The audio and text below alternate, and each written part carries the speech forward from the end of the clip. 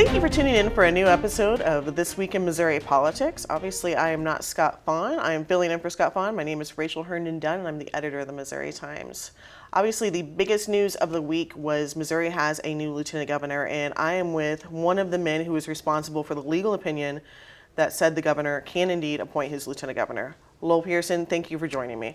Happy to be here. Thanks for having me. So, there has been some debate as to whether the governor can appoint the lieutenant governor. He did. What was your reasoning that said he can do that?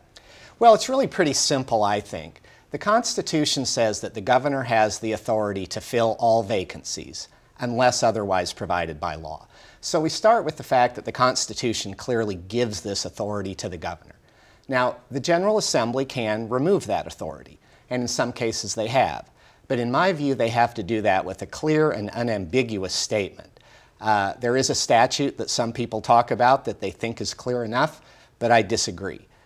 In my view, the legislature has to do that clearly and plainly, not with an inference or a guess. So that's the basic analysis that I've been relying on. So, well, the statute that you're talking about, it lists out a lot of different offices that the governor is responsible for filling the vacancies of.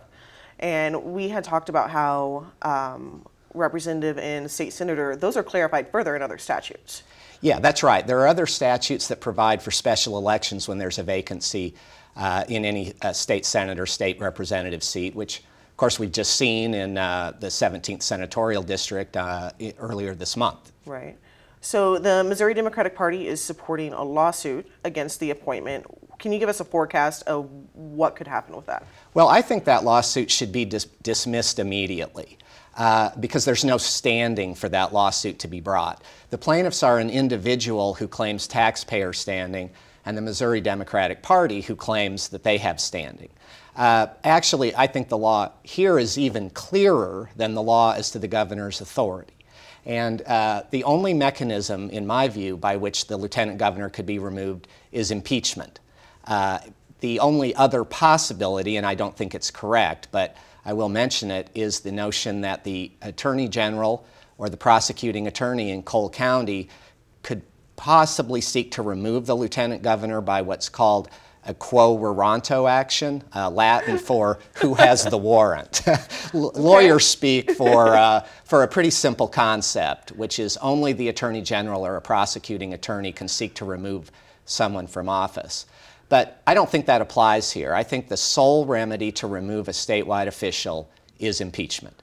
Interesting. So not only are you a lawyer extraordinaire when it comes to Missouri politics, but before you were at Husch, you were in Governor Matt Blunt's office. That's right. I served both as the Deputy Director of the Department of Revenue, and then I was in the governor's office as his chief counsel for about 15 months. Interesting. So you've seen transitions. How do you think Governor Parson's transition is going? Remarkably well. I really have to give him credit because normally a governor has a whole electoral season because everyone assumes they're going to win, right? But beyond that, they have approximately 60 days from the election to the transition. Governor Parson had 72 hours.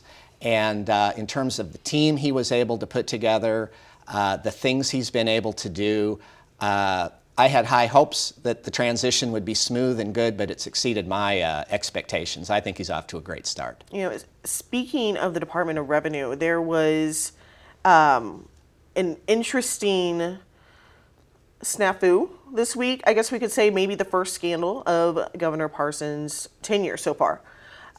There's a purchasing contract for the Medicaid study, and that was under Governor Greitens. But apparently it came out that McKinsey, who Missouri's COO worked for, bid a very large amount. Can you, just for the layperson, what is the purchasing process? Why does this matter? Yeah, it's fairly complicated, so let me see if I can kind of break this down. State government has to do most of its purchasing through a competitive bidding process. And from what I've read in the media, there was a competitive bidding process here. So that looks like at least the process was followed.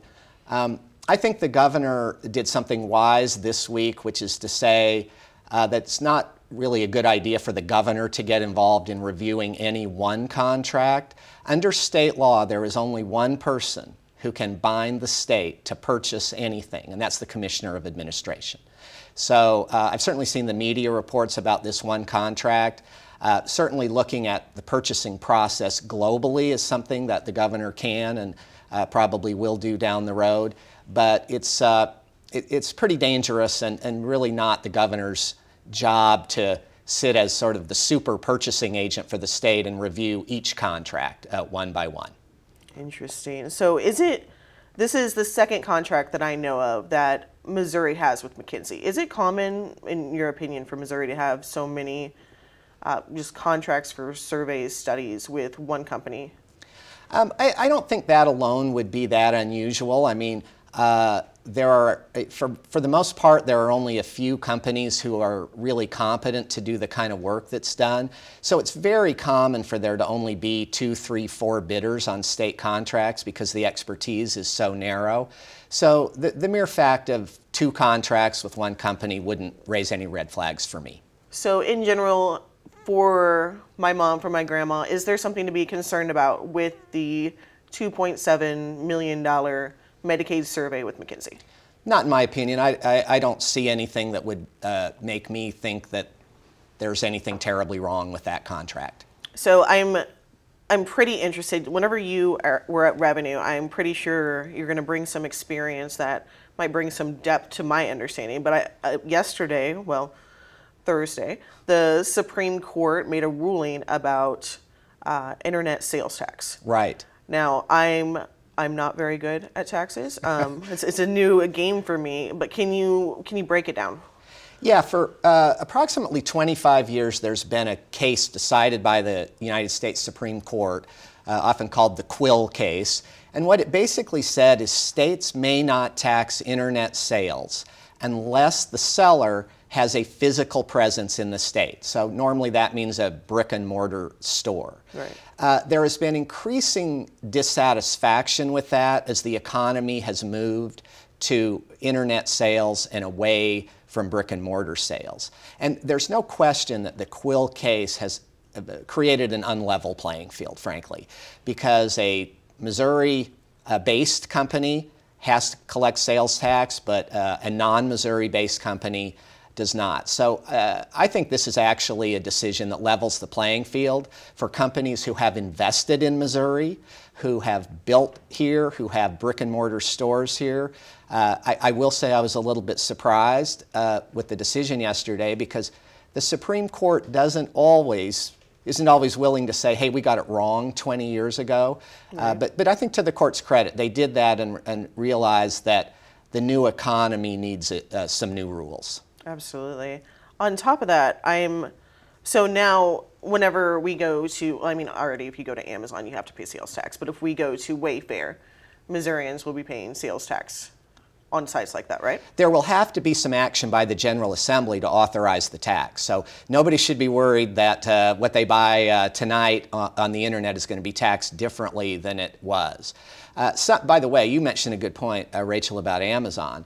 Some of the bigger retailers have agreed with the states to go ahead and collect sales tax, even though they might not have to do it under the law. Right. They've done that sort of as good citizens. But I would expect action by the legislature to impose the tax. And then the question is sort of how much money will that raise? Estimates are wildly fluctuating on that. I've seen some people say $40 million in new revenue to the state. I've seen others say maybe $280 million. Nobody really knows because, of course, we haven't ever taxed it. So determining what the fiscal note on a bill that will impose that is going to be a very interesting process. I think I know a few people who may have a few ideas on how Missouri should spend that money. I think everybody in the General Assembly probably does. And I suppose some, Rachel, will say that we shouldn't spend it. We should have a tax cut to even that out. So I mean, why not? That will be a debate, a debate too. But I will say, given that we've had some tough years in terms of state revenue, I think that it's likely that the General Assembly will decide to impose the tax. Democrats certainly have been for that for a long time, and increasingly I think the Republicans in the legislature think that we need to do this to be fair to our Missouri businesses. So I would predict that the legislature will impose the tax, but Whether the money will just go into general revenue, whether there will be a tax cut to offset, or whether it will be earmarked for infrastructure or something like that is, I think, going to be the big debate. Well, thank you so much for joining me, Lowell. I truly appreciate having you on the show finally. It's great to be here. I've been looking forward to my invitation, and I'm glad I'm glad it happened this week. And I'm glad I got to do it with you instead of Scott, too. Thank you very much for having me.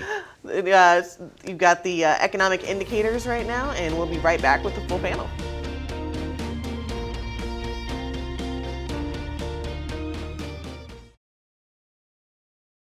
In my state of Oklahoma, since it's become a right-to-work state, we've lost tens of thousands of jobs, and wages have gone down. I lost my job of 36 years.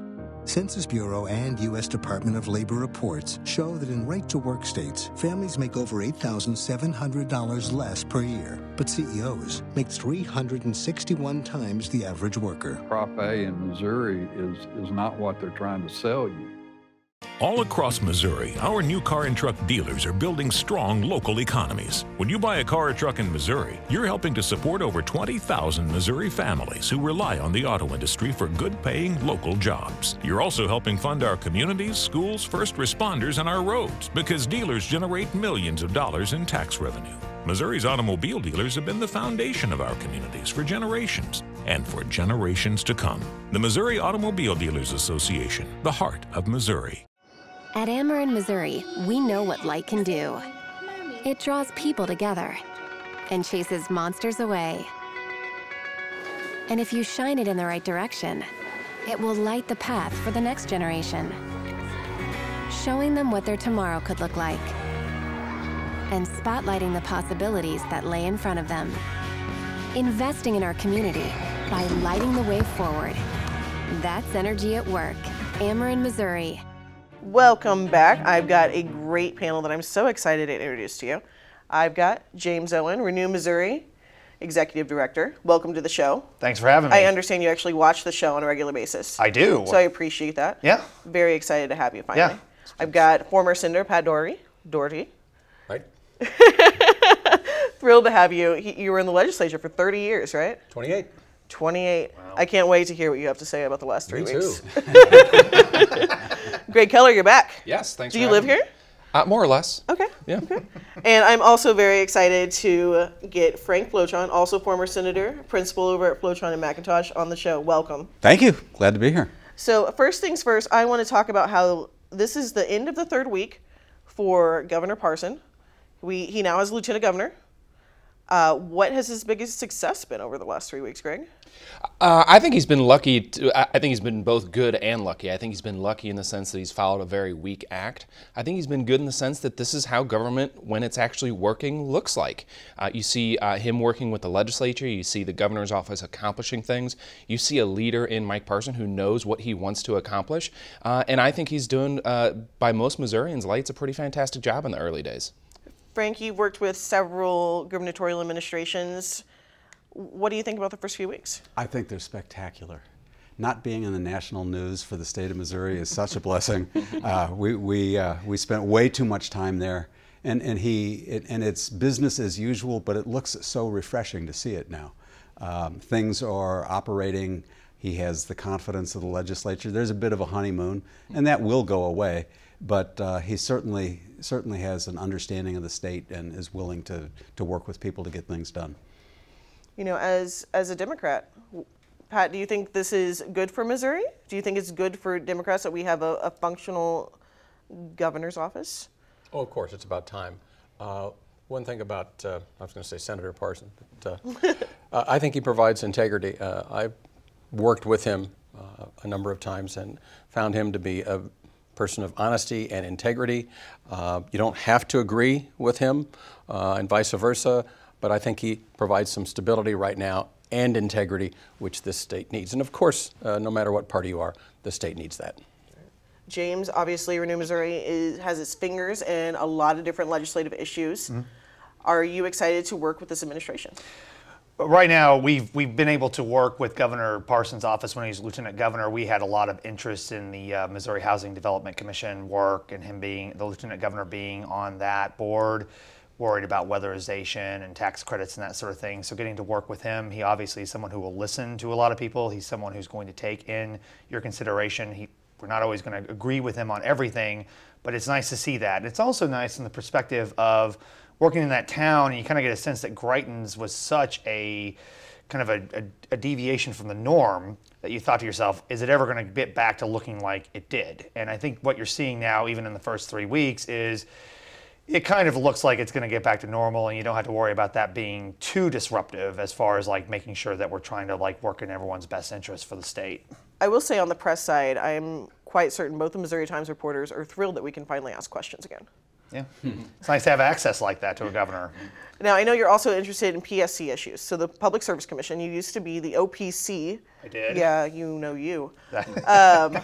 So you pay attention to utility issues. You mentioned tax cuts, and I hear that maybe there's going to be some money back in utility customers' pockets. Yeah, one of the things that it's important to know when utility companies like Ameren, KCP&L, Empire Electric that are owned by investors, they're regulated by the PSC. Part of how their rates are increased are by what their taxes are at the federal and state level. So when you saw in December when Congress passed the tax cut, President Trump signed it, there was going to be a windfall to the utility companies. That was going to be going to their tax payments. And so now you're seeing hundreds of millions of dollars that these utility companies are going to realize. And there's a real debate right now on whether or not that's going to go to the public or how that's going to go. Ameren has already agreed that it's going to be given back to ratepayers. KCP&L is dealing with it in their current rate case. Empire is looking at perhaps maybe putting it into some of their capital investments because it really just has to serve the public interest. So it's a real interesting thing in looking at how that tax cut has affected utilities.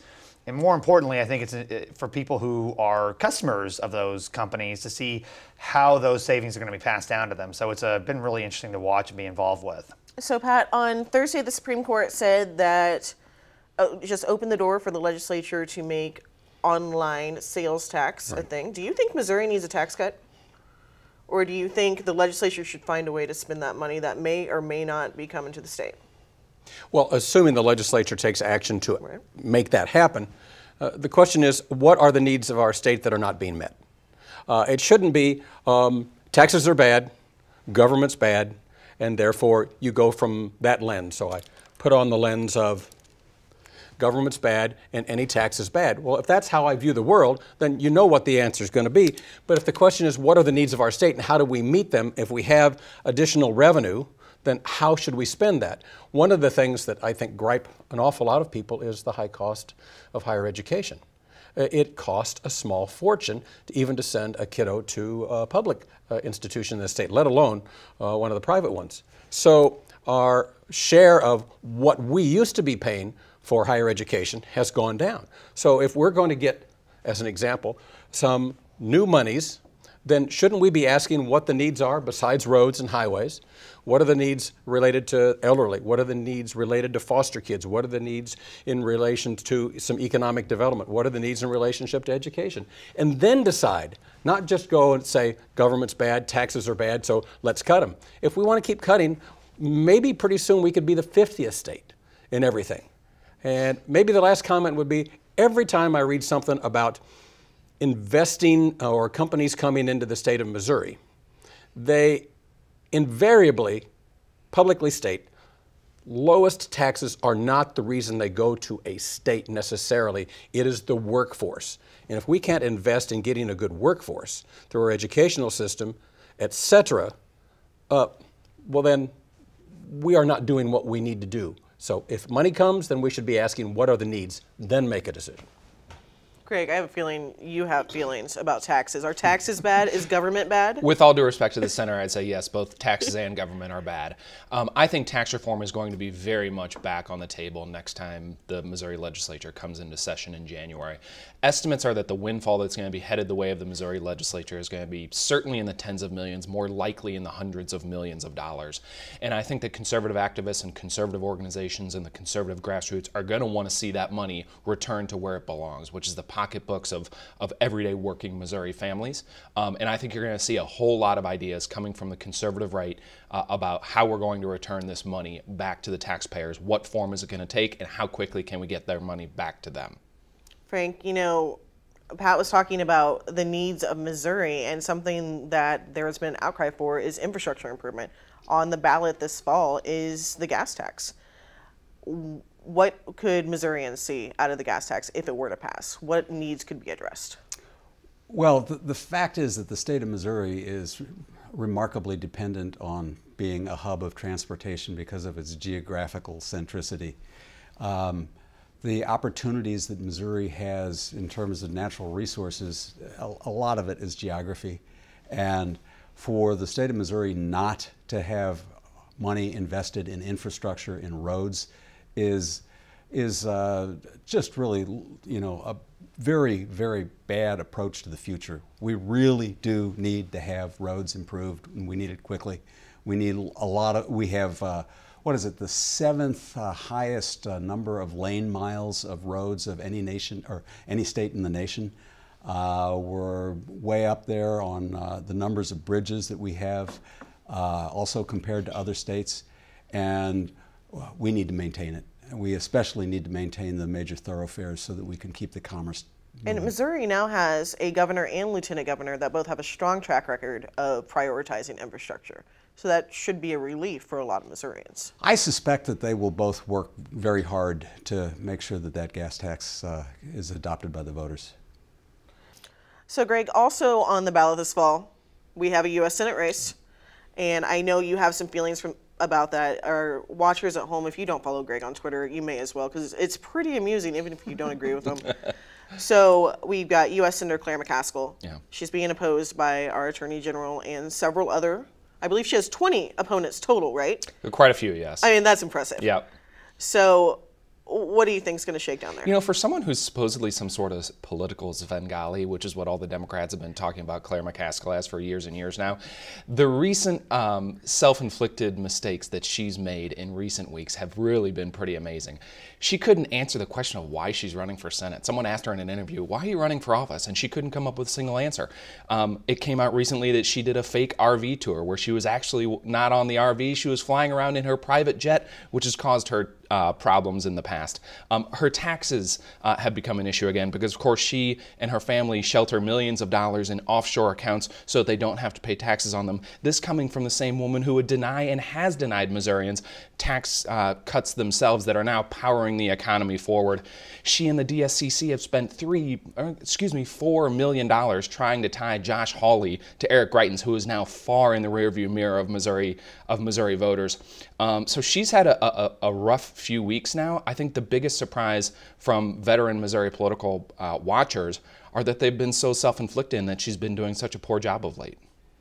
Now, Pat, I'm pretty sure you have met Senator McCaskill. What do you think? Do you think she's going to keep her seat? Do you think she's doing a good job? I think she's doing a good job. I think a number of the protestations from Gregg seem to stretch reality, so I'm not going to try to go and look at each one of the things that he said. All of us can do a better job at what we do.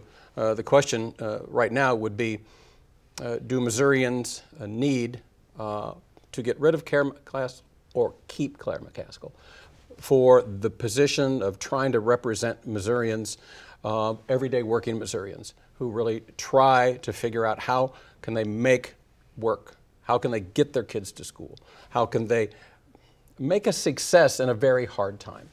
I don't think Josh would be the person that would be fighting for the average everyday Missourians. That's just my opinion only.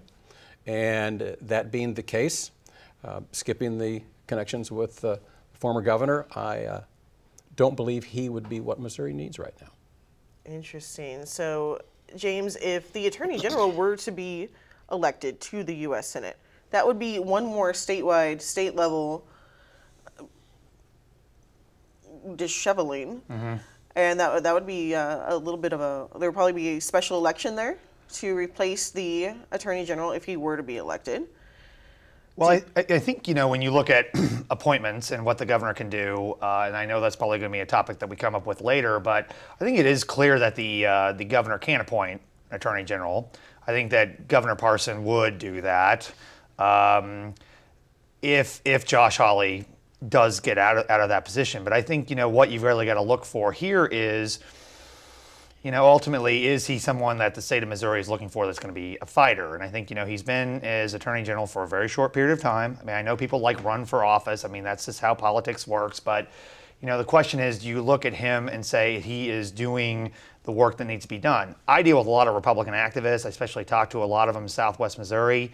They're not happy with the fact that he doesn't show up for Lincoln days when they have them. I know there's a lot of people who say they don't know if he's doing the work he needs to be doing to get this done. And so if you look at those activists, you look at the people who are going to be knocking on doors and making phone calls and licking envelopes and that sort of thing, are they really going to be that motivated to go campaign for him? I don't know. Just out of curiosity, everyone on this panel has experience in campaigns. So just a quick take, do you think the days of winning elections from grassroots are over? Oh, no, I don't think so. I think it's just evolving and how that's going to look. I mean, I think you look at people who always work hard and work smart are always going to do better. That's not always going to be how the political winds catch you. But I mean, I think that when you look at what you can do in your neighborhood, what you can do by talking to people, what you can do online, that's always going to make a difference. People want that they want to be able to have a one-on-one connection with their candidate. I don't think that's going to change. Do you agree, Pat? I agree. The grassroots element, the door-to-door, which is obviously harder with larger districts, but that one-on-one, that relationship, that connection, whether it be me as a volunteer or me as the candidate, is needed. What we do need in Missouri is stronger controls on the unlimited amounts of money that are thrown. That is what's ruining politics, and bad redistricting and term limits have made a perfect storm for the problems that we have in our state. All right, real quick, who won this week, Frank? I'm not sure anybody won. It's the doldrums of, summer. It feels like they're finally here. People are kicking back, they're relaxing. If I had to pick someone that won, I think I'm going to go back to the governor. Keeping Missouri out of the news is the best thing that's happened to us in a long time, so I give him credit for that. Gregg, who won this week? Josh Hawley, recipient of a lot of unforced errors by his opponent. I will say, I believe the St. Louis County NAACP won this week. They had an amazing dinner on Thursday, and my breath was truly taken away. So I truly think they won. Pat, who do you think won this week? The people did. Okay. James, who do you think won this week? I think when you look at how you survive in Jefferson City by evolving and adapting, you have to look at Office Administration Commissioner Sarah Steelman for denying the impeachment lawyer bill that was submitted by Governor Greitens' legal team. I think she's obviously showing she's still watching out for the state. I know that she has to deal with the fact that you're an OA commissioner, and that's like a very close line to the governor. So I think the fact that she's able to make those tough decisions by the person that put her in that position, I think shows a lot of credibility on her part. Awesome. Well, gentlemen, thank you so much for joining me, and thank you for watching This Week in Missouri Politics.